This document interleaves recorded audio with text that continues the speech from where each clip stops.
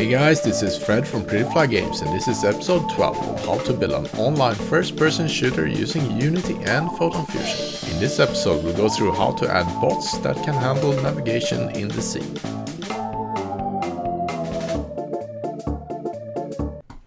We're gonna build our AI based on the regular network player.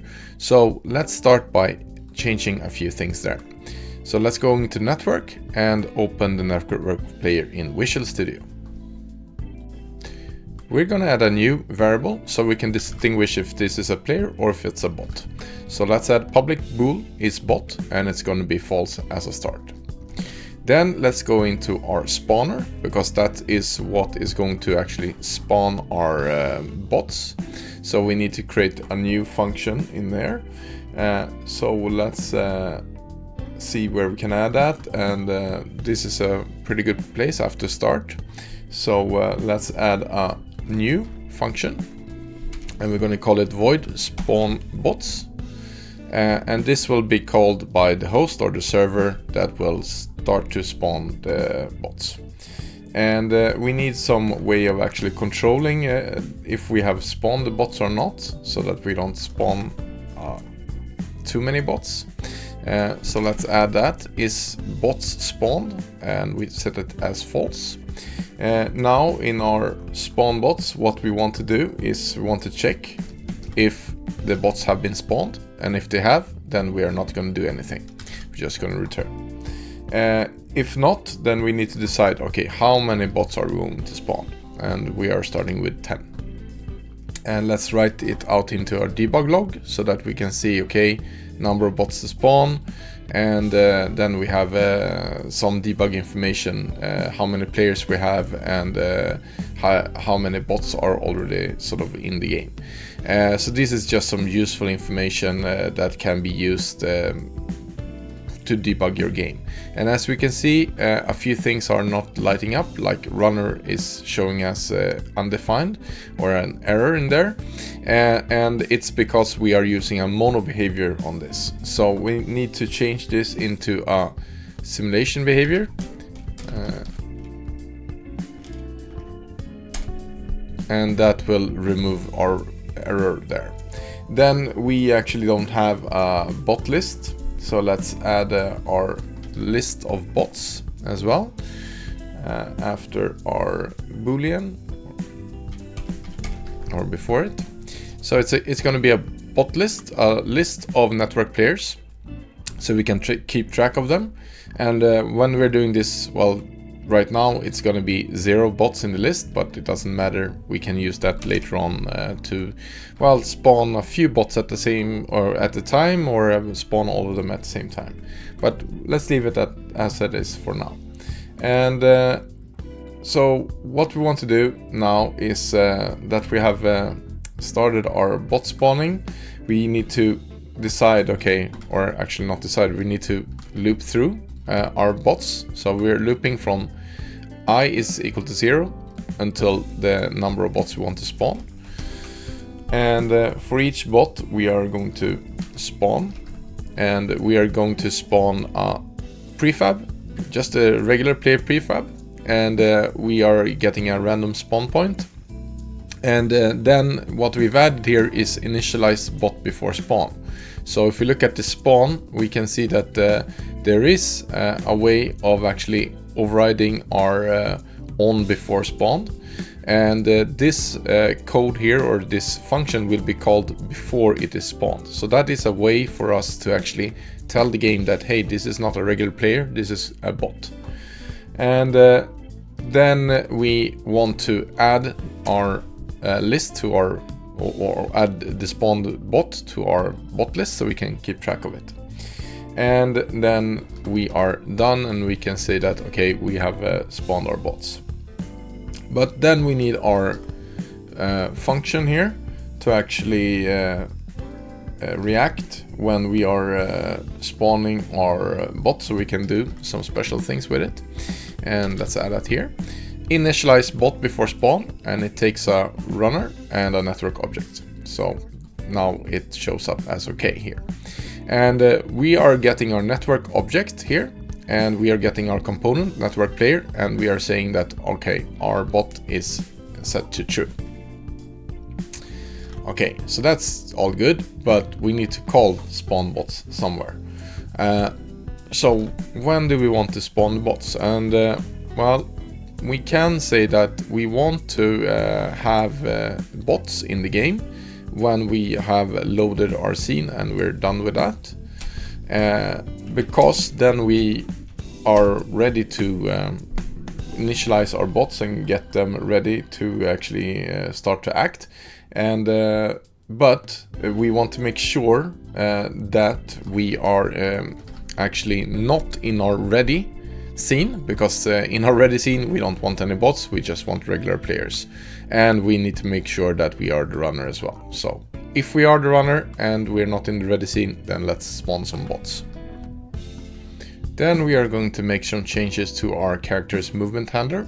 So our character is right now moving because it's getting input over the network, and then the server, the host, is applying the movement to that object. We are going to change this slightly so that we can provide input as well for the AI, and still react to input for players that are regular network players.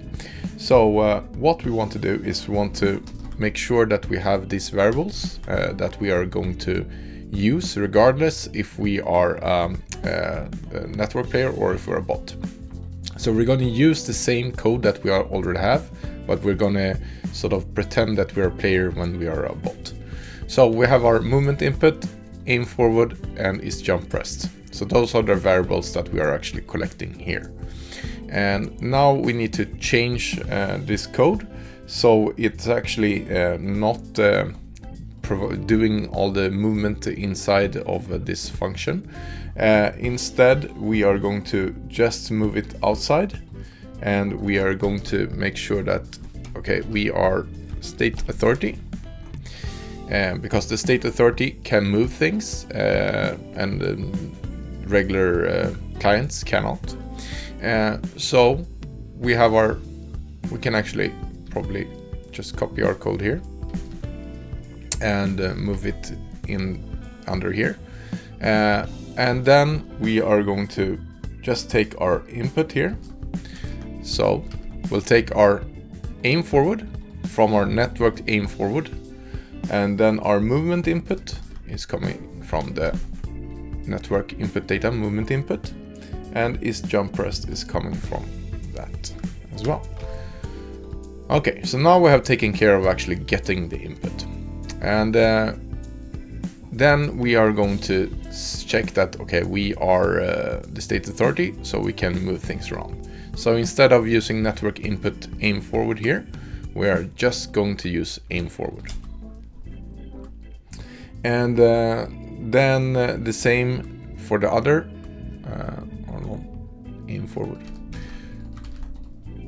That's what we called it, aim forward. And then we are canceling out the rotation, that's all fine. And then we have our network data movement, so let's just get rid of that, and this part as well. And then we have jump, let's get rid of our network data and just use is jump pressed. And I called it something else. No, I didn't. Is jumped. Okay, is jump pressed. There we go. It's good if we spell things correctly. All right, so then we handle the jump part, and let me just check. So we don't have any additional input here. So this code will now work the same, but we have the ability to override it for our network player. So let's check here if we are a bot, and if we are, then we can provide some input. So let's just do movement input dot y is equal to 1. That will cause the bot to move. So let's save this and give it a try in Unity and see what happens.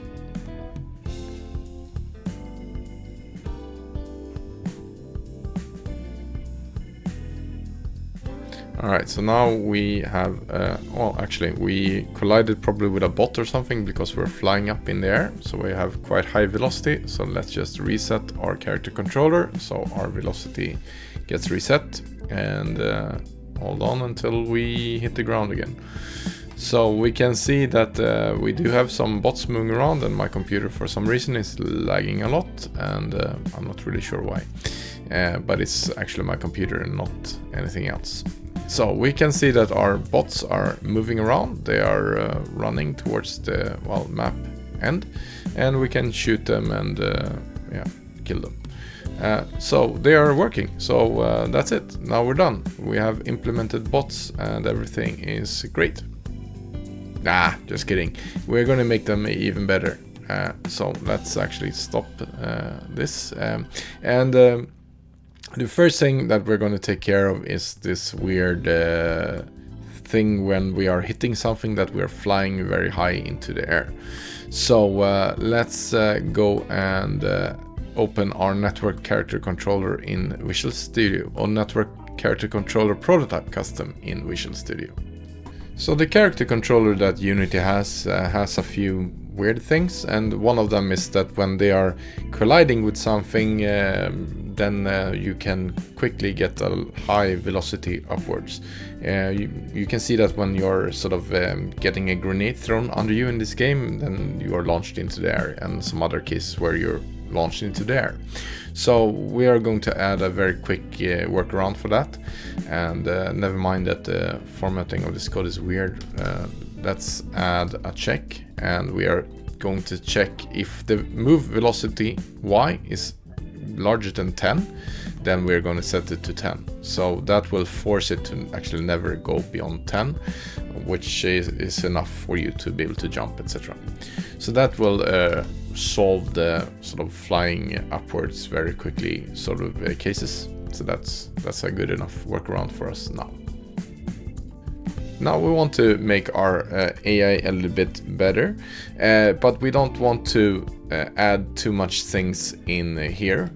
So instead we are actually going to create another script that is going to be sort of our AI handler. So let's save our script here, remove that part that forces it just to move, and then go back into Unity. So let's create a new folder on the scripts, and we'll call it AI handler. Or actually, let's call it AI, and the script is going to be AI handler. Okay, so that creates an empty script for us. So let's take that script, and it needs to be recompiled. So let it do that, and let's assign that to our network runner, or not runner, our network player. Here we go. So let's add our AI handler here. AI handler. There we go.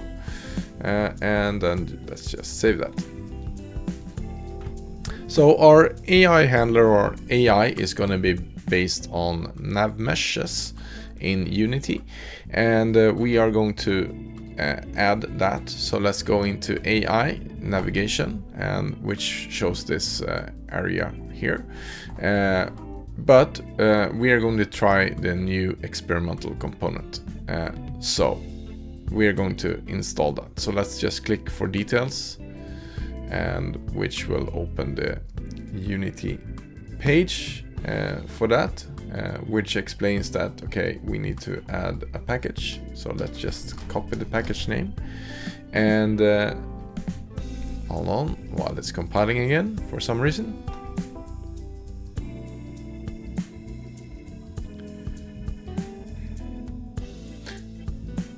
Yeah, while it's compiling. So we're going to add the package com.unity.ai navigation, and that includes some things which I like, which is the new Navmesh components. So we're going to use that, and let's go into package manager, and let's add package by name.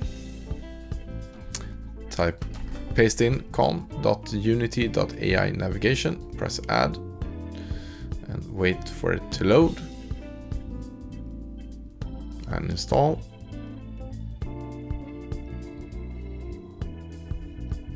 So it's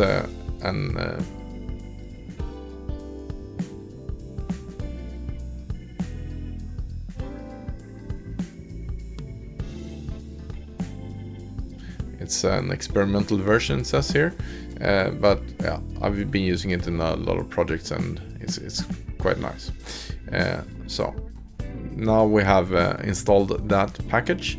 So what we want is we want to build a Navmesh so our AI can navigate around these obstacles and maybe make it a little bit better.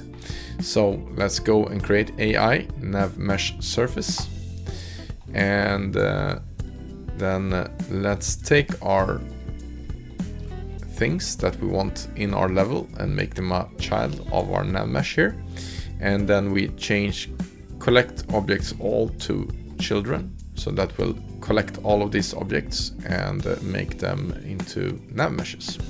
And then we will hit the bake button. And now we can see that we have these blue things here. And that's our Navmesh. So these are the areas where our AI will be able to move around. And actually, let's make it a little bit more complicated. Let's make another... a better level out of this. So let's just scale things and add some more parts. Something like that, and maybe rotate it around and make that smaller.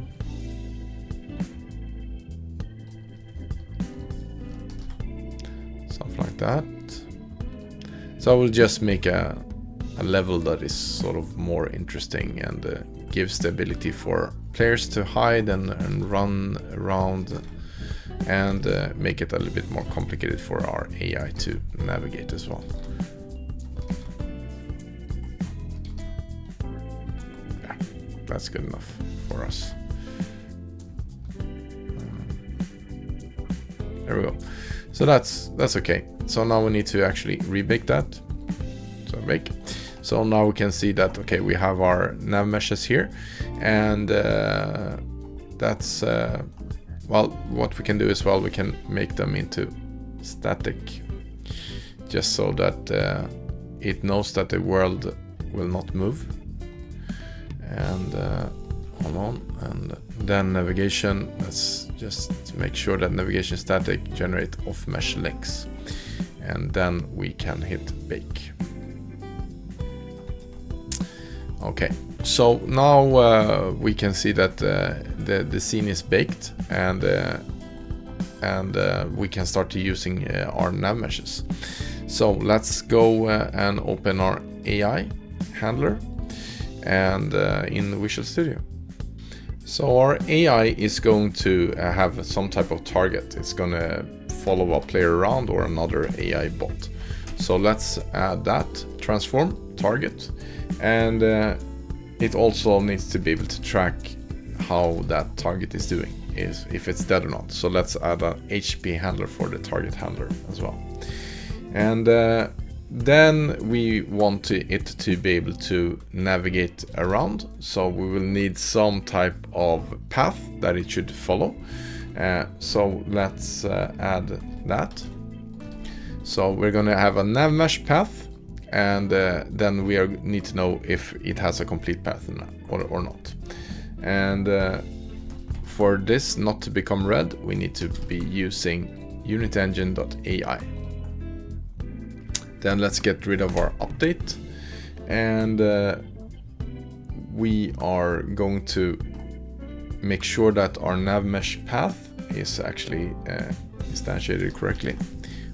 So let's do a Navmesh path, new Navmesh path, and then we are going to actually have the AI calculate a path, but for it for us to be able to know what's going on, we want to be able to draw that path. So first of all, let's draw the path. So we're going to add a debug draw nav mesh path, and we are going to loop around this Navmesh. So how a Navmesh works is that we have a Navmesh path that has some corners, and the corners, it's where the Navmesh or the AI needs to make a turn. So at some point it needs to make a turn to reach its destination, and that is a corner. And we are looping through all of these corners to be able to draw how the path will, how the AI will follow this path. And we are going to add a color to our drawing, and path line color is going to be white. And if our path is not completed, we are going to draw it in magenta. So a path could be partially completed, which means that the AI cannot reach the destination for some reason, and then it will start to do the path, and it will abruptly end somewhere, and then we will get is complete path false, so we can draw that and see that it actually works. And then we want to have a corner position, so that we're going to take the corners, the vector, or not the vector, the item that we have in the array, the first item that we're currently on, that's going to be our corner 1 position. And the reason why we're doing this is because the corner 1 position is where we are starting the path, and where we are starting the path is actually where the player is. So we are going to override and say that, okay, if it's the first corner, then actually our corner position is our transforms position. And the reason why we're doing this is we want to be able to cache this information later on, and then this corner 0 will not be correct. So in that case, let's just use our transforms position instead. Okay, and then we are going to draw our path, and we are drawing it by like connecting the dots. So drawing a line from our current position into our next position with a path line color of whatever it is. All right, so if we would call this function now, it would draw a path, but we haven't found a path yet, so it will just draw nothing because it will be 0 here. So we need to be able to get our path. So how do we do that? Let's first of all make it ability or give the ability for the AI to actually set some type of target. So we want to be able to decide what target we are following, and we are going to grab all the potential targets. So we're finding all the game objects with tags players in the world, and we are saying that, okay, they are potential targets, and then we need to pick one of them. So let's just take the potential targets, which is an array, and then we'll go random range from 0 until the full length of this array. So that will take out a random object, and we'll take the transform from that and store it as target. Then we want to as well get our HP handler. So target HP handler, let's get the component from the target HP handler. And after that, we're just going to make a small check that we are actually not the target. So make sure that we are not targeting ourselves. If we are, then we are going to set it back to null. Okay, so now we have the ability to actually set a target for the AI. Great, so now we want the AI to be able to navigate to our target. So let's add a public vector 3 get direction to target, and it also gives out a float distance to target. Yeah. So how will this work? First of all, we need to supply a distance to target. So let's just put it to 0 as a start, because it's an out variable. So we need to set it somewhere here. And then the first thing we're going to do is we're going to check if we have a target. All right. So if the target is null, then we are going to set the target. And let's check again that we have a target, because remember, we could have the case where we don't get a target. So let's check again. And if we haven't got a target, then let's return 0, vector 0. Okay. But hopefully we haven't targeted ourselves, and we're going to rerun this again each frame, so it doesn't really matter if we miss out one frame. All right. And then we are going to draw our path. So remember, the path hasn't been calculated, so the first time we run this, it's actually not going to draw anything. But the reason why we're drawing it here is we want to be able to cache our path. We don't want it to update every frame, because it takes a lot of, well, not a lot, but it takes some CPU to calculate the Navmesh path. And let's say that we have 100 agents doing this, then they are doing it every frame, which will well, cause our game to drop frames. So we are not going to update the path every frame. And yeah. Okay, so then we as well need to know, okay, what's the distance to our target, and let's calculate that. So distance to our target is our target position minus ourselves, our transform's position, and the magnitude. Okay, then we have the distance. How far away is our target? And then we want to create, have a vector to the path of the target. We want to have a way of finding the direction towards our target. So let's do a vector 3, and we'll call it vector 2 path. And it's going to be a path or target actually, but it doesn't matter. So we're going to put it to 0 first of all. And then we are going to check if we need to calculate our or to actually get our path from the AI, do the pathing or not. And we want to check that, okay, when did we do this last? So we need to be able to have a variable that decides or actually stores when we did the path the last time, and we're going to use a position for that. So last created path position, which is starting at vector 3, 0. And so that will avoid us of running this each frame. So what we're going to do is we're going to check here. If transform position minus last recreated path position magnitude is less than 1, then it means that we haven't moved very far. So we have not moved 1 unit away. So in that case, we are going to use the path that we already have. Okay, so there is sort of an issue where you just need to check that you are not spawning exactly on vector 3, 0. In our case, we're not, so it means that as soon as the game starts, it will try to find a path. But if we do have some type of path, we want to actually reuse it. So we're going to have another function for that. And let's just make an empty one for now. And we'll do get vector to path, and we're going to return it.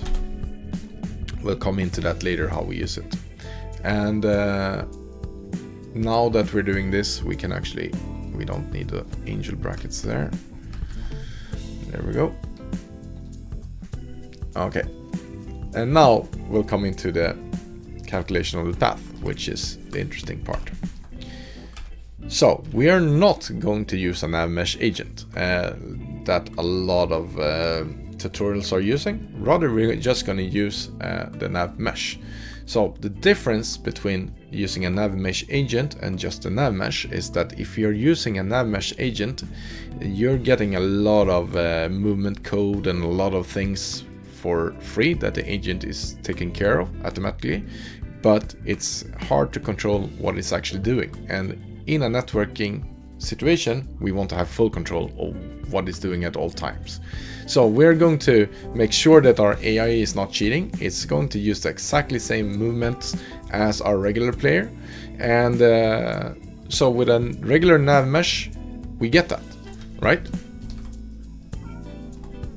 So we are calling Navmesh calculate path from our position to the target's position, and we're going to have Navmesh all areas, so we're including all the areas, and it will result in a Navmesh path that we have already created a variable for. So, and then it returns is path complete. So if it's not complete, we're going to get a partial path, and that's all good. So this we are going to return, and we are going to return our get vector to path. So that's our function here. And this get vector to path is going to use the information of the Navmesh path. All right, so let's write that. So let's start with a vector3, vector to path, and it's gonna be 0. Actually, it's this one, which we don't need up here when I think about it. It's gonna be just here, vector to path. And this is what we need to calculate, right? So what we will do is we are going to take our corner. So we're going to take our check if there is a Navmesh corner of the length that is larger than 1. And if there is, then we are going to take that corner. Remember, corner 0 is actually where the path is starting, where the player is at the transform's position. So we don't want to use that. We want to use the first junction in the corner. And then we are subtracting our transform's position, and that's gonna give us a vector to path. But it can be the case where we are either have an incomplete path, or we are super close to our whatever we want to reach. In that case, it means that we could have less corners than 2, because it needs to be larger than 1, right? So if that happens, we are just going to say, okay, you know, the vector to path is actually our transform position minus, or the target's position minus transform's position. So that will give us a vector to our target.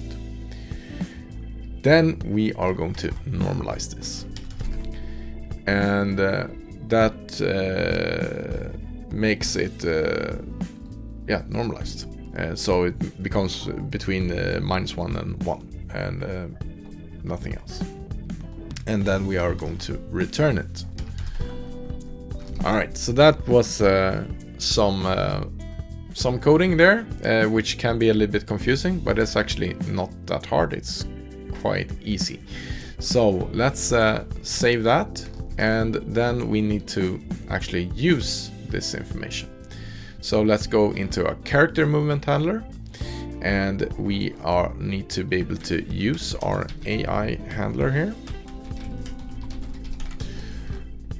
And let's get the component, AI handler, there we go. So now we can start to use this part. So let's have our movement handler, and if we are a bot, then we want to start to use this information.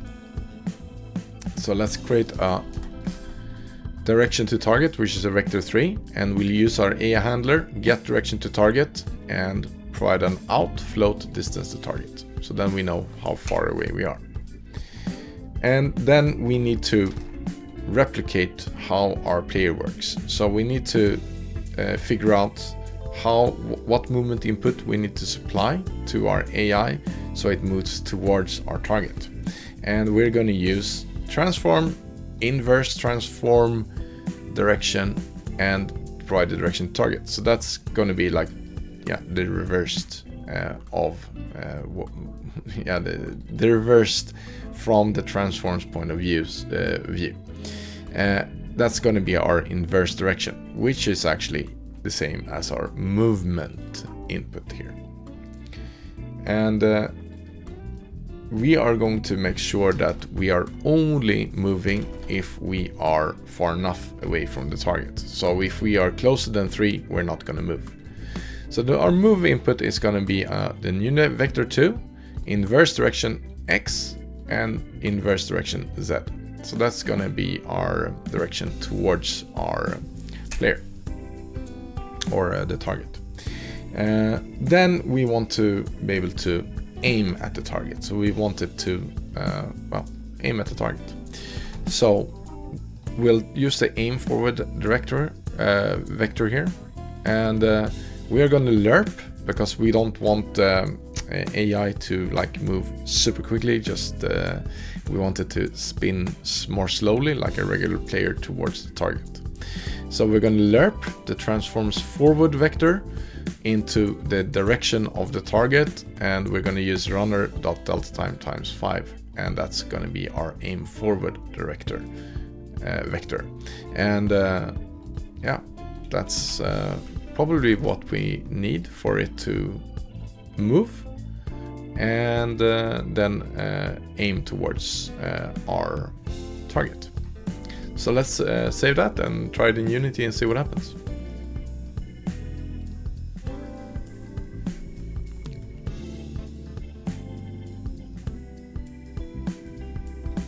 So now we boot it up, and yeah, we can see that we have a couple of guys moving around. So let's have a look at the scene view, and yeah, they are pathing around, and now they're actually gotten stuck here, right? They're actually not stuck, they've found their destination. So let's restart again so we can see that, and let's have a look at the scene view at this point instead.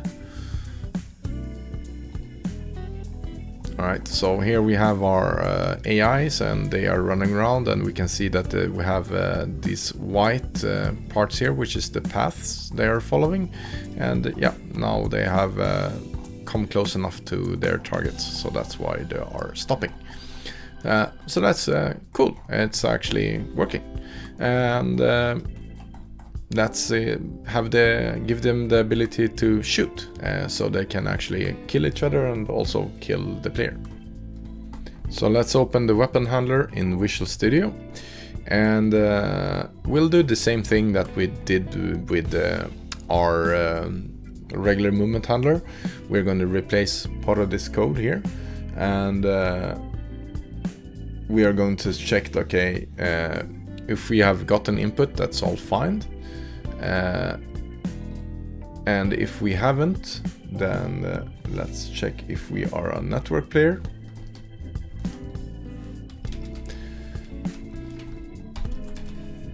And let's also check that the object has state authority. So now we are checking that we are actually the host, so we can play around, or we can be the AI. And then we want to add something. So what are we going to fire at? Fire from transform forward. Well, we are just firing straight away, or straight forward from wherever our forward direction is.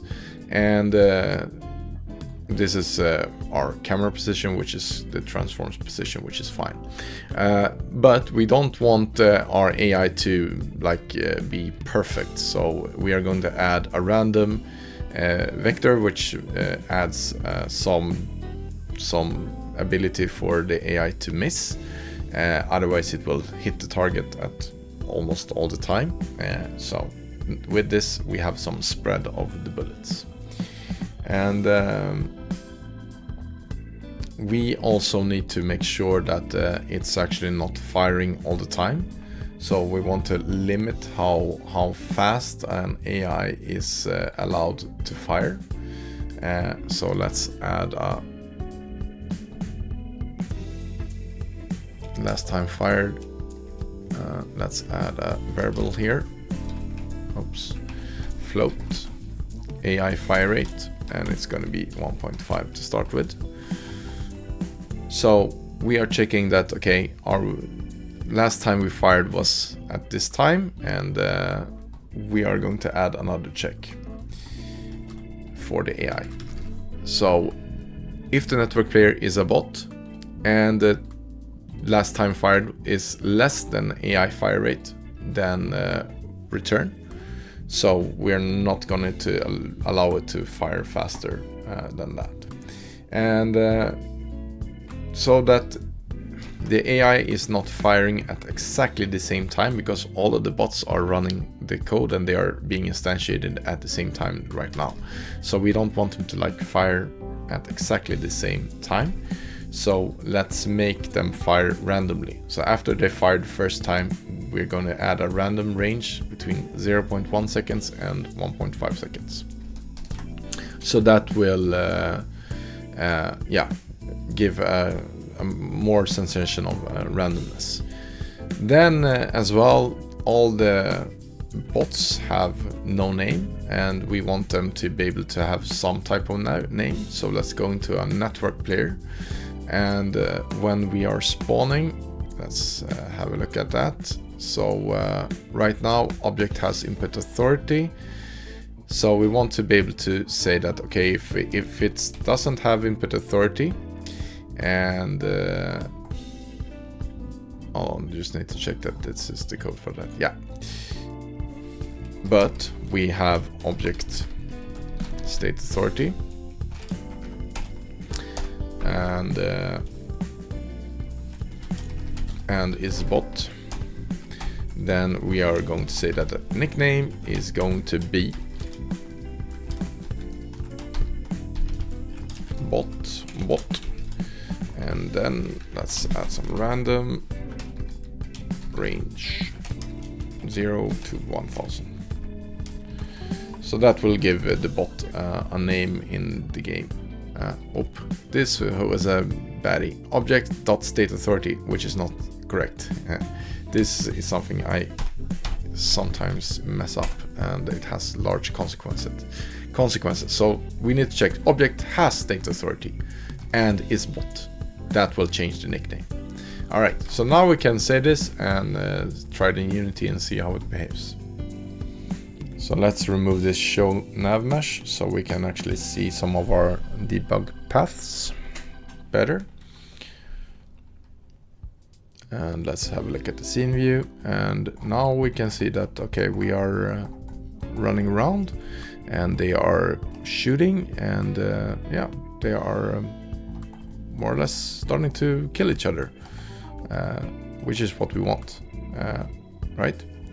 So if we look at our game view, we can see that, okay, there's one bot up there and some other here, and we can fire at them and throw some grenades. And actually these walls are a bit low, so I wanted them to actually be higher so we can see above them. So let's just quickly change that in our scene here. And let's just make them bigger. There we go, something like that. And let's bring up that wall and this wall as well, and that wall. And now that we made those changes, let's bake it and let's view that it looks all right. So that's good. So now we can run again and see if it looks a little bit better.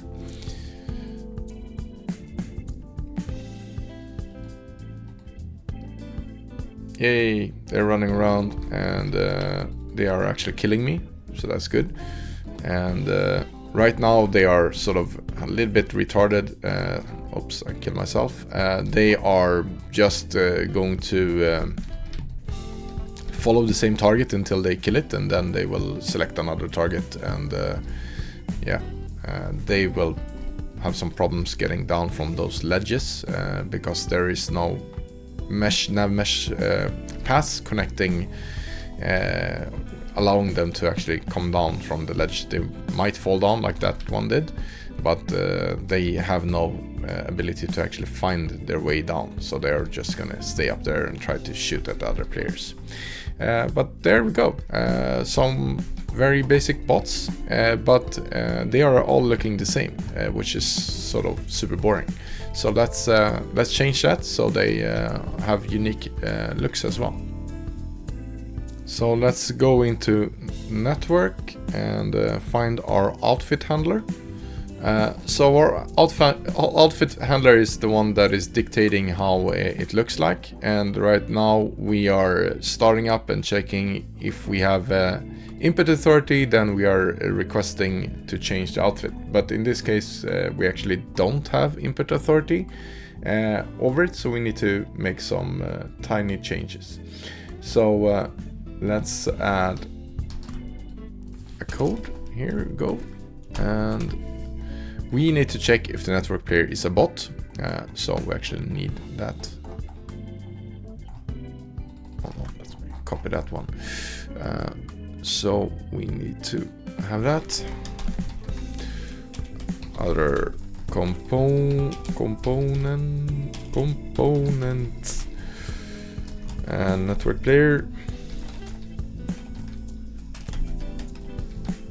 And then just let's grab our network player in their wake.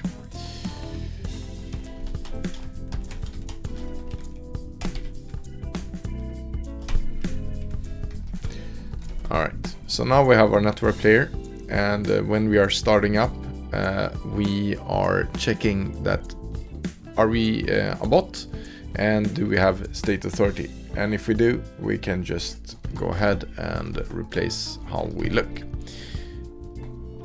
Oh, but actually this code won't run because we are checking that, okay, if it's not the ready scene, then we are not going to run any of this code, and we actually want bots to be able to change how they look in the world.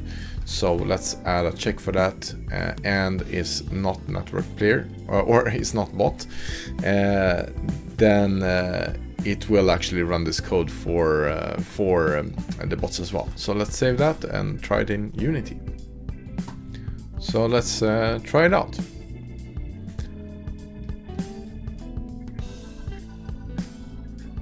Alright, so now we spawned, and oops, yeah, they are unique, and they're running around trying to kill each other and me, which is cool, and we can throw some grenades. So yeah, this is how far we're going to take it right now, and of course you can enhance this with having like the bots react to if they get shot by somebody. Maybe they should start to attack that target instead, and maybe they should use some grenades and well, the rocket launcher. But right now they are just like stupid zombie hordes players, which is fun in a way as well. But now you have the basics to be able to enhance this as you find suitable for your game. I'd like to give a shout out to our Patreon supporters. It helps us with every single contribution that we can get. So please consider supporting us on Patreon. The link is in the description. This concludes this episode, and I hope that you enjoyed it. If you did, please give it a thumbs up and hit that subscribe button and the bell to get a notification when the next video is out.